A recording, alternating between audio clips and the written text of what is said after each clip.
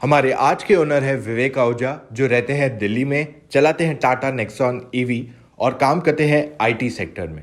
तो चलिए जानते हैं विवेक आहूजा की ईवी कहानी उन्हीं की जुबानी। अगर आप भी हमारे साथ जुड़ना चाहते हैं और अपना रिव्यू शेयर करना चाहते हैं, चले जाइए motoroctane.com/mystory। वहां पे आपके और आपके कार की डिटेल्स भर दीजिए।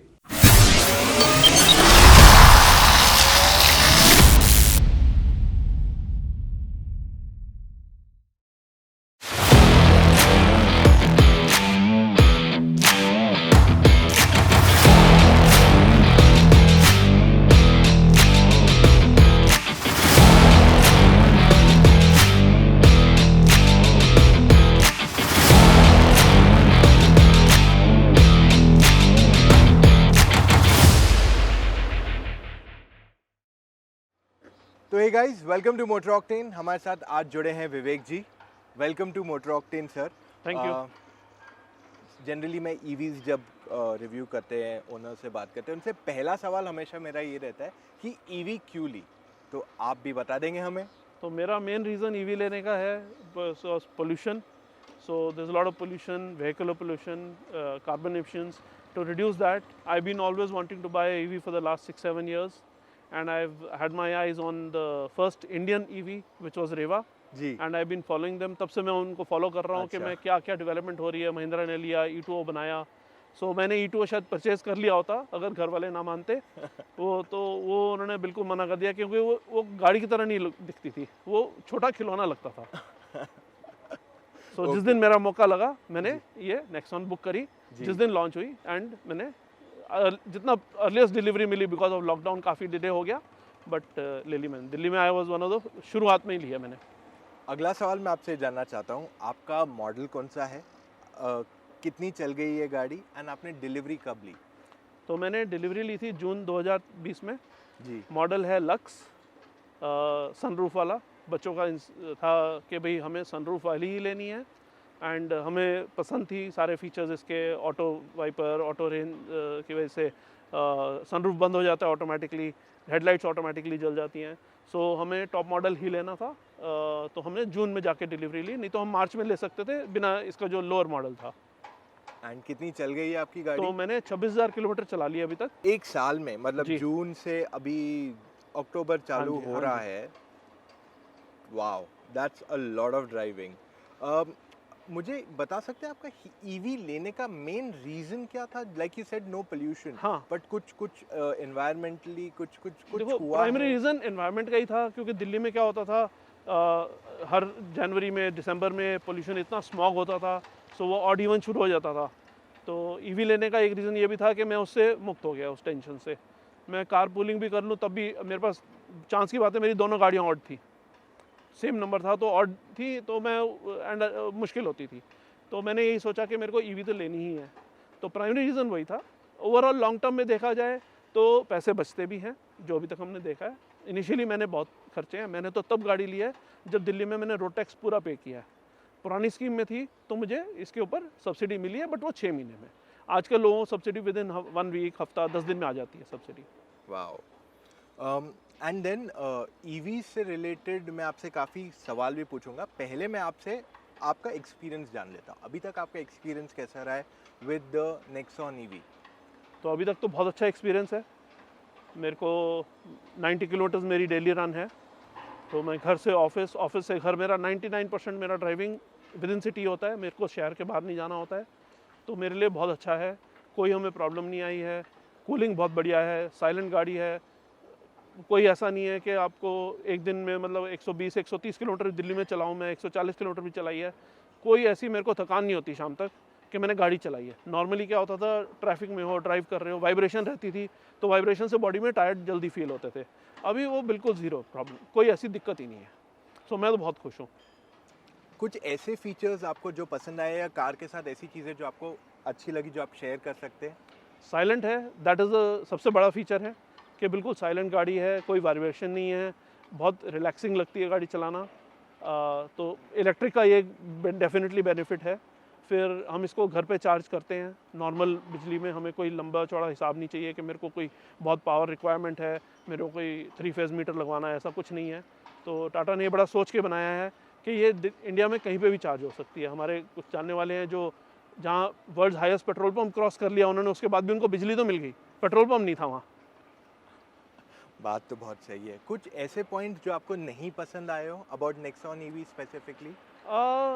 इसके कुछ वॉइस के फीचर्स हैं वो इम्प्रूव हो सकते थे। एमजी में वो काफ़ी अच्छा है, मतलब सनरूफ खुल जाता है और थोड़ा नेचुरल लैंग्वेज होती है। हालांकि ये इम्प्रूव कर रहे हैं, इनके 2-3 अपडेट्स आ चुके हैं, तो ये धीरे धीरे उसमें फीचर्स ऐड करते जा रहे हैं, तो हो सकता है वो फ्यूचर में आ जाए। इसका सनरूफ पैनोरामिक नहीं है, बहुत छोटा सा है। एमजी में काफ़ी बड़ा सनरूफ है और प्रैक्टिकली पूरी छत ही सनरूफ है और वह आधे खुल जाता है, तो इसमें 1/3 के करीब खुलता है। बेसिकली आपको थोड़े एक्स्ट्रा फीचर्स चाहिए, व्हाट यू फील मिसिंग है इसके अंदर। इसमें पीछे की सीट पे हम बैठते हैं, तो क्योंकि सनरूफ वाला मॉडल है तो पीछे की सीट थोड़ी लोअर है, जो कि हमने टेस्ट ड्राइव के time we did not realise, वो हमें पता ही नहीं चला बिकॉज हमने टेस्ट ड्राइव इससे लोअर वेरिएंट के लिए थी। ओके। अब नेक्सॉन की बातें हो गई, अब ईवी स्पेसिफिक बातें करते हैं आपसे। पहला ये, जब भी कोई ईवी खरीदने जाता है उसको एक डाउट आता है कि सिटी में चार्जर्स ही नहीं है, चार्जर्स नहीं है शहर के अंदर। तो आप डेली चलाते हैं, लगभग 90 किलोमीटर आपने कहा, तो आपने शहर में कितने बार चार्ज किया है? तो मैंने फास्ट चार्जर पे 6-7 बार किया होगा, वो भी मेरे को ऐसे ज़रूरत नहीं थी कि करना है, बट क्योंकि अच्छा ये कंपनी ने चार्जर लगाया है, टेस्ट करना है, उनको हेल्प करनी है टेस्टिंग में, बिकॉज वो भी नया सिस्टम सेटअप कर रहे हैं, बहुत कंपनियां हैं, न्यू कंपनीज़ हैं। अदरवाइज़ ऐसी नीड नहीं है। सिटी में डेली जिसने 200 किलोमीटर से ज़्यादा चलाना है उसके लिए डेफिनेटली फास्ट चार्जर चाहिए। मैं घर पे चार्ज करता हूँ, नॉर्मल 15 एम्पियर का प्लग है बिजली का जो हमारे घर में पावर आती है। मैं ऑफिस में भी 15 एम्पियर का प्लग दे दिया मेरे को, वहाँ कभी वहाँ चार्ज कर लेता हूँ, तो मेरे 2 ट्रिप आराम से चलते हैं और उसके बाद भी मेरे पास 20-25-22% बची होती है। ओके।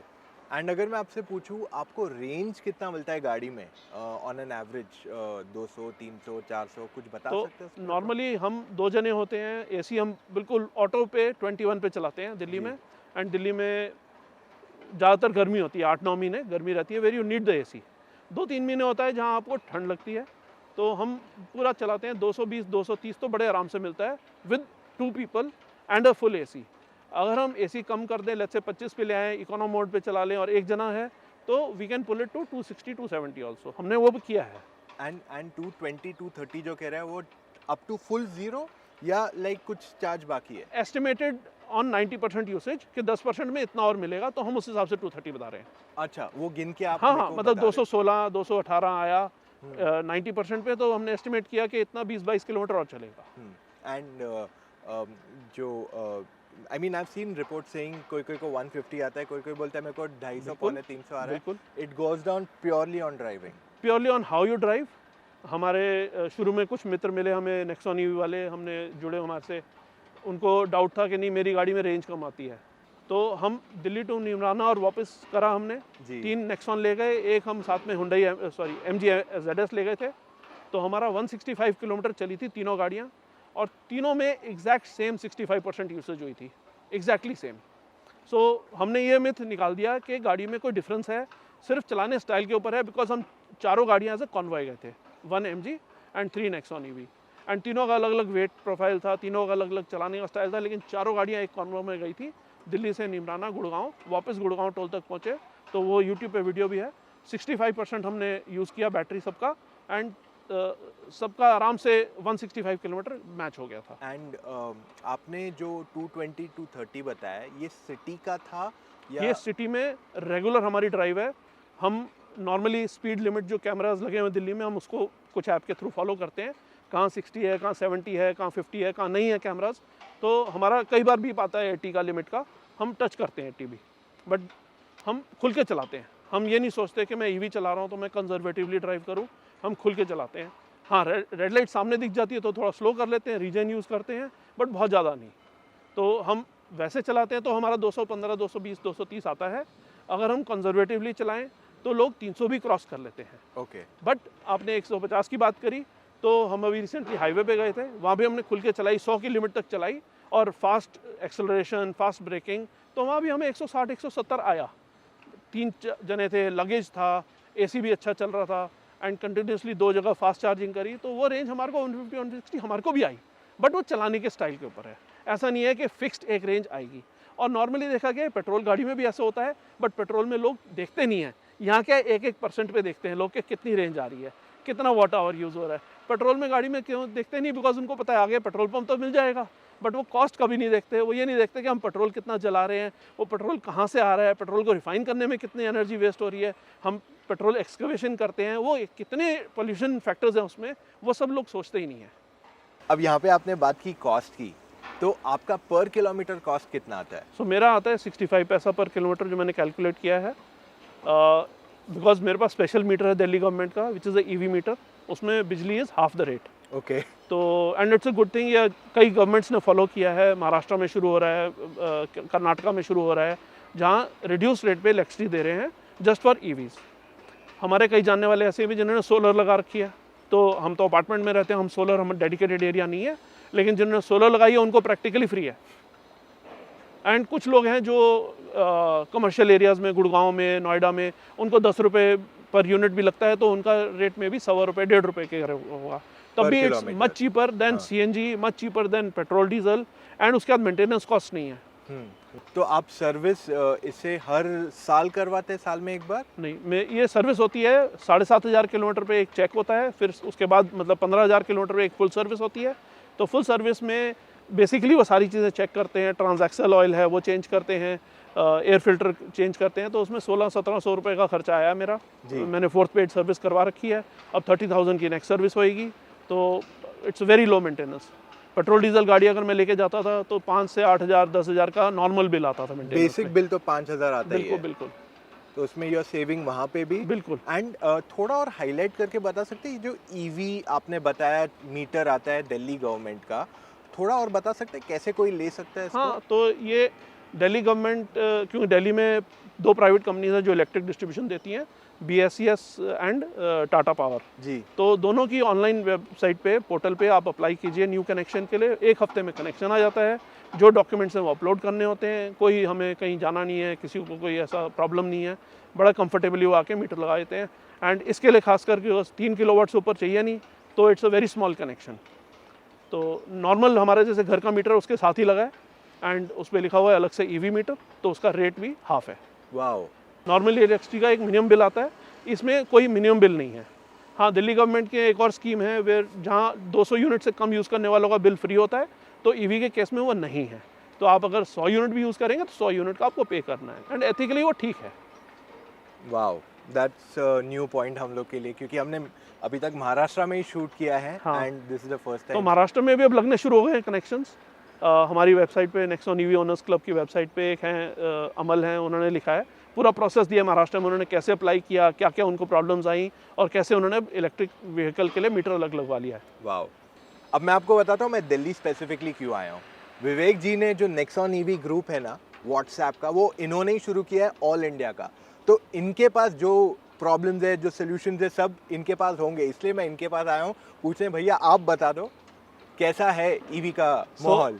अब वो ग्रुप व्हाट्सएप नहीं, टेलीग्राम पे हो गया है, बिकॉज हमारे यूजर्स इतने हो गए हैं। We have over 800 people who are verified Nexon EV owners, जो हम अपने ग्रुप में ऐड करते हैं, जो ओनर्स हैं। सो जो ईवी एंथुजियास्ट हैं या जो अदर ईवीज हैं, हम उनसे भी जुड़े हुए हैं, सो वो भी अलग ग्रुप्स हैं। तो वो हमने पब्लिक ग्रुप्स रखे हुए हैं, बट ओनर्स का एक ऑथेंटिकेटेड ग्रुप है जहाँ सिर्फ वेरीफाइड ओनर्स हैं, एक दूसरे की प्रॉब्लम्स हैं उनको हेल्प करते हैं, एक दूसरे को हेल्प करते हैं सब। मैंने सिर्फ जोड़ने का काम कर रहा हूँ, उससे ज़्यादा मेरा ज़्यादा रोल नहीं है, but there are lot of people जो एक दूसरे को हेल्प करते हैं। किसी की चार्जिंग गन स्टक हो गई, कोई फास्ट चार्जर पे अटक गया है, चार्जिंग नहीं हो रही है, गाड़ी स्टार्ट नहीं हो रही है, ये एरर आ रहा है, कैसे करना है, तो लोग काफ़ी घबरा जाते हैं कई चीज़ों पे। बड़ी बेसिक चीज़ें हैं। अभी लास्ट वीक की बात है, मथुरा गए, अब वहाँ पे वो चार्जर नहीं है, कोई फास्ट चार्जर, तो हमने आपस में हमारे ईवी ओनर्स ने क्या किया कि अच्छा जिसके पास ईवी वहाँ पे है उसके घर पे उसने चार्जिंग के लिए ऑफर दे दिया कि आओ मेरे यहाँ चार्ज कर लो। तो हमने ये भी देखा है ईवी ओनर्स की कम्युनिटी ऐसी है जो एक दूसरे को हेल्प करती है। So people help each other. अब किसी के घर पे चार्जर लगा रहा है, हमारा कुछ ऐप्स हैं जहाँ पे हमने अपना घर का charger, home charger publicly list कर रखा है, किसी को भी मजबूरी है, ज़रूरत है, वो आके चार्ज लगा सकता है स्लो। तो इस टाइप से एक दूसरे को हेल्प कर रहे हैं। अब मैं आपसे एक और चार्जर रिलेटेड सवाल ही पूछ रहा हूँ। हमने सिटी की बात कर ली, सिटी में यू आर वेरी हैप्पी के ज़रूरत नहीं पड़ती है सिटी में चार्ज करने को, but when it comes to highway, वहाँ पे आपका एक्सपीरियंस कैसा रहा है? Please elaborate. तो हाईवेज़ पे आज से 1 साल पहले बात करें तो सिटी में भी बहुत कम चार्जर थे, हाईवेज़ पे तो बहुत ही कम थे। अभी धीरे धीरे हाईवे पे बढ़ते जा रहे हैं। Good thing for our ecosystem is कि बहुत कंपनीज आ गई हैं, सिर्फ टाटा पावर नहीं है, और भी कंपनीज आ गई हैं जो कि फास्ट चार्जर्स लगा रही हैं। गवर्नमेंट की ESL है एंड प्राइवेट बहुत सारी कंपनीज हैं, छोटी कंपनीज हैं, वो लोकल ज़्यादा उनकी अच्छी रीच है, दे आर वेरी क्विक। वो बहुत ही, आज बोलो तो हो सकता है हफ्ते में लगा दें। पीछे फरीदाबाद में एक प्लान बना था, वहाँ पे रातों रात उसने आर्गो के नाम से है, उसने 4 फास्ट चार्जर लगा दिए, जिसमें एक उसने परमानेंट कर दिया उस रिजॉर्ट में और 3 उसने टेम्परेरी लगाए थे हमारे इवेंट के लिए।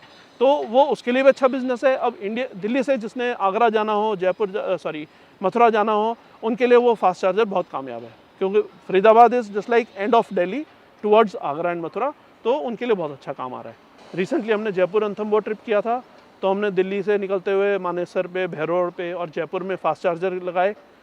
होटल से भी बात हो गई थी, hotel has kind enough, they have installed a fast charger, they give slow charging also. फिर रणथंबोर में हमें स्लो चार्जिंग मिली, फिर वापसी सेम रूट आए हम। कुछ लोगों ने ट्राई किया कि बिना AC के वो डायरेक्टली रणथंबोर से भैरोड़ आए, दे डिड 260 किलोमीटर्स बिना AC के, वो उनकी चॉइस थी। We drove like a normal ICE car, बिल्कुल अच्छा फुल AC, खिड़कियाँ बंद, अच्छी 100 की स्पीड पे, जैसे हाईवेज के हिसाब से। तो हम जयपुर गए, टाइम उतना ही लगा। सो उन्होंने स्लो चलाई, बिना AC के चलाई, तो उन्होंने स्लो चलाई। जब तक हम जयपुर पहुँचे हमने फास्ट चार्जिंग करे एंड हम भैरोड़ पे इकट्ठे मिले, उनके वहाँ चार्जिंग ख़त्म हो रही थी तो हमारी स्टार्ट हुई। भैरोड़ में 2 अलग अलग कंपनीज़ के चार्जर लगे हुए हैं, तो एक के पास डबल गन है, तो 2 नेक्सॉन EV एक टाइम पे चार्ज हो सकती हैं। एक उसके पास एक और है E-Fill के नाम से, तो वो भी चार्ज कर। Sorry to cut you, but ये कितना डिस्टेंस है यहाँ? हाँ, दिल्ली से कितना है So, रणथंबोर? दिल्ली से हमारा टोटल था about 450 kilometres ji via Jaipur ji. And वो 250 और आप समझ लो 400, मतलब 50 किलोमीटर्स बच गए अगर वो रणथंबोर से भैरोड़ आ गए डायरेक्ट। अब मेन सवाल आपसे ये आएगा कि ये गाड़ी आपकी मेन कार है या फिर सेकेंडरी कार है कि चलती रहती है थोड़ी बहुत इधर उधर? मतलब 26,000 हाँ। कम नहीं है, पर थोड़ा क्लैरिफिकेशन प्लीज़ दे दीजिए। तो मेरी ये, जब से मैंने लिया है, ये मेरी मेन कार है ऑफिस आने जाने के लिए। मेरे पास पहले अर्टिगा थी, तो वो मैंने पहले 6 महीने घर पे खड़ी रखी, आइडल खड़ी रही। फाइनली जब ये रिलायबल लगी, मेरे को बहुत अच्छी लगी, मेरे को कभी भी इमरजेंसी में उसकी ज़रूरत नहीं पड़ी। हमेशा मेरे को ऐसा नहीं हुआ कि कभी कहीं इमरजेंसी में जाना और चार्ज नहीं है या ऐसी कोई प्रॉब्लम, तो मैंने अर्टिगा 6 महीने के बाद बेच दी। अब मेरे लिए प्राइमरी कार है, घर पे दूसरी कार है जो वाइफ और बेटा यूज़ करते हैं, बट वो लोकल मार्केट वगैरह के लिए, छोटी डिस्टेंसेस के लिए है। हालांकि मैं देख रहा हूँ मार्केट में अगर कोई छोटी और EV आती है तो हम उसके लिए भी देख रहे हैं। तो अब ये गाड़ी आपने काफ़ी एक्सपीरियंस कर लिया, क्या आप दूसरे लोगों को ये गाड़ी रेकमेंड करते हैं या कहते नहीं कुछ और ले लो? अगर कोई आपसे पूछने आता है, प्लीज़ शेयर दैट। सो मेरा व्यू ये है कि अगर सिटी में चलानी है तो ये मेरे को सबसे अच्छी EV लगी है अभी तक। और भी EVs हैं, थोड़ी कॉस्टली हैं, थोड़ी रेंज ज़्यादा देती हैं, थोड़े फीचर्स हो सकता है ज़्यादा हों, बट सिटी के लिए इतनी नीड है नहीं। 300-350 किलोमीटर की रेंज की नीड है नहीं उसमें। 4-5 पैसेंजर आराम से बैठें तो definitely this car is better. There are others जिनमें थोड़ी बैक में लेग रूम अच्छी नहीं है, तो वो भी EVs हैं, but they are costlier also and they have higher range. So मेरा तो डेफिनेटली वोट इसी को है। एंड मैंने लेते टाइम मैंने ये भी बुक की थी, मैंने MG भी बुक की थी। ओके 6 महीने मैंने लगाए सोचने में। मैंने दोनों की test drive, multiple test drive ली थी, तो मैंने दोनों गाड़ी बुक की थी। MG ZS भी बुक की थी और नेक्सॉन EV भी बुक की थी। मेरा प्रेफरेंस इसी पे था, बट जब मैंने दोनों के फीचर्स देखे, दोनों कंपैरिजन किया, क्योंकि कभी मैं आगे बैठता हूँ, कभी मैं पीछे बैठता हूँ, तो इसमें पीछे आर्मरेस्ट है in as part of the default kit, उसमें आर्मरेस्ट नहीं है, ना उनका प्लान था। MG थोड़ी कॉस्टली भी थी, उसका रेंज भी ज़्यादा है, जो कि मेरे को रिक्वायरमेंट नहीं है। सबसे बड़ा ड्रॉबैक उसमें था कि मैं 16 घंटे मुझे 15 एम्पियर पे लगाने पड़ेंगे चार्जिंग पे, जो कि नॉर्मल घर की बिजली पे, तो वो बहुत ज़्यादा टाइम है। नॉर्मली आप 8 घंटे 10 घंटे अफोर्ड कर सकते हो रात को, 16 घंटे में पूरी नहीं चार्ज होएगी, तो वो बहुत डिफिकल्ट था। इसीलिए मैं ये बुक करी और वो कैंसिल कर ली, मैंने इसकी डिलीवरी ली फिर। और ये वैल्यू फॉर मनी लगी? बिल्कुल वैल्यू फॉर मनी है, फीचर्स वाइज अच्छी है। सबसे अच्छी बात एक और है, टाटा की मैनेजमेंट हमारे से डायरेक्ट बात करती है, हमारे ग्रुप से। MG में और औरों में उनकी R&D इंडिया में इतनी नहीं है। यहाँ पे क्या है, हम टाटा से हर 3-4 महीने में कॉल करते हैं, उनके VP हैं जो EV देखते हैं, वो डायरेक्ट हमारे से बात करते हैं, हमारे से फीडबैक लेते हैं। हमारे फीडबैक के बेसिस पे अब उन्होंने और जो न्यू कार्स आ रही हैं उनमें वो इम्प्रूवमेंट्स ला रहे हैं। अभी उन्होंने टिगोर में लाए, इसमें एक पिन होता है वो कवर्ड नहीं है, उन्होंने उसमें कवर किया हमारे फीडबैक के बाद। ओके सो वो डेफिनेटली जहाँ जहाँ सॉफ्टवेयर में हमें फीडबैक देते हैं तो वो टाइम लगता है, कुछ लॉकडाउन के फीचर्स होंगे, कुछ प्रॉब्लम्स होंगी, सो वो मैनेज करके अच्छा काम हो रहा है। बट ओवरऑल आप EV रेकमेंड करते हो लोगों को? बिल्कुल बिल्कुल EV लेनी चाहिए जब तक कि आपकी सिटी ड्राइव है। अगर आपकी हाईवे ड्राइव रेगुलर है तो आज इंफ्रास्ट्रक्चर बन रहा है, so you have to be prepared कि मुझे फास्ट चार्ज लगाना है, कहाँ फास्ट चार्ज है कहाँ नहीं है। धीरे धीरे में अभी साल, 1.5 साल, 2 साल बाद आपको सोचना नहीं पड़ेगा। आज आपको सोचना पड़ता है कि ये मैं इतना डिस्टेंस करूँगा, मैं फास्ट चार्ज कहाँ लगाऊंगा। बाई चांस वहाँ फास्ट चार्जर पे बिजली नहीं हुई तो क्या करेंगे, क्योंकि हर फास्ट चार्जर के पीछे जनरेटर नहीं है, और अगर जनरेटर लगाएंगे तो वो डिफीट कर देता है पर्पस कि फिर हम डीजल से जनरेटर को चला रहे हैं, पोल्यूशन क्रिएट कर रहे हैं। तो जहाँ सोलर बेस्ड फास्ट चार्जर होंगे या स्लो चार्जर होंगे वो हेल्पफुल होंगे। ओके, लास्ट फाइनल क्वेश्चन, आप कौन से कैटेगरी में फॉल होते हैं as a car buyer? Unhappy, satisfied, okay, and one is like very happy?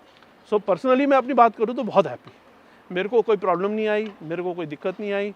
जैसे मैं चलाना चाहता हूँ मैं चला पा रहा हूँ, जितनी मेरे को नीड होती है। कभी मेरे को गाड़ी ने धोखा नहीं दिया है। छोटी मोटी प्रॉब्लम्स आती हैं, we work with Tata and we get it fixed.